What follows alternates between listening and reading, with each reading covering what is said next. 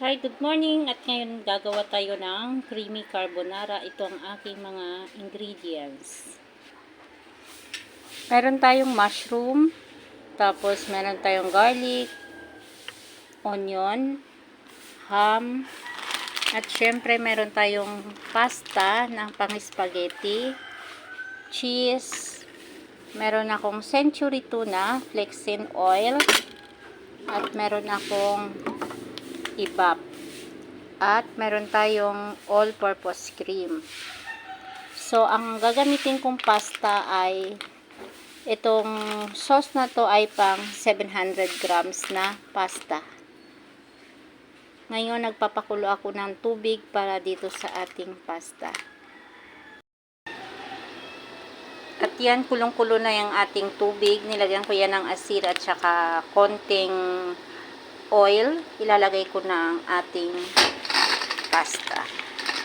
Huwag nyo pong puputulin ang inyong pasta. Hayaan nyo lang siyang lumubog lahat sa kumukulong tubig. At muntik ko nang makalimutan na nag-video pala ako sa niluluto ko. Ito na pala, nagisa ko na yung bawang sibuyas at saka yung mushroom. So, igigisa lang natin ng medyo matagal-tagal yung mushroom para mas masarap kasi yung mushroom pag nagigisa ng medyo matagal-tagal na konti. Sunod kong ilalagay dyan yung ating century tuna. At ito na yung century tuna. Yan, pati lata na damay. Sinasama ko na rin yung kanyang sabaw para dantag lasa din siya.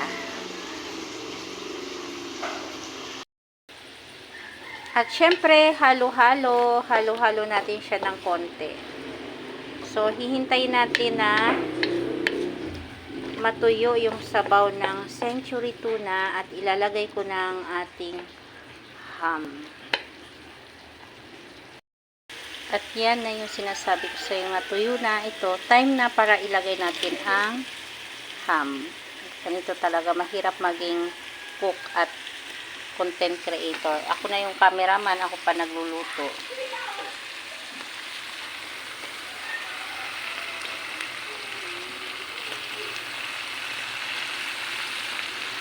Ayan, lagay ko lang lahat ng ating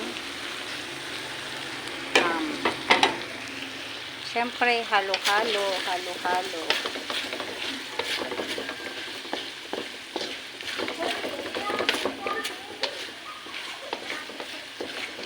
Hoy!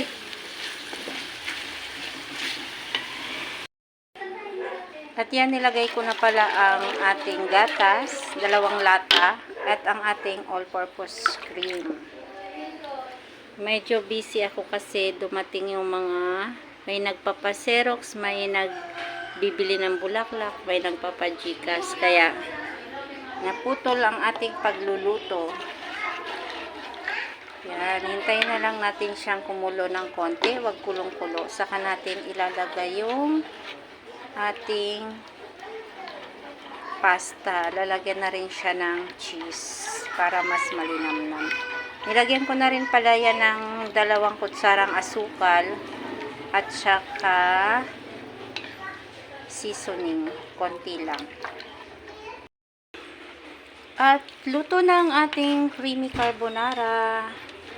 Magdi-deliver na ako.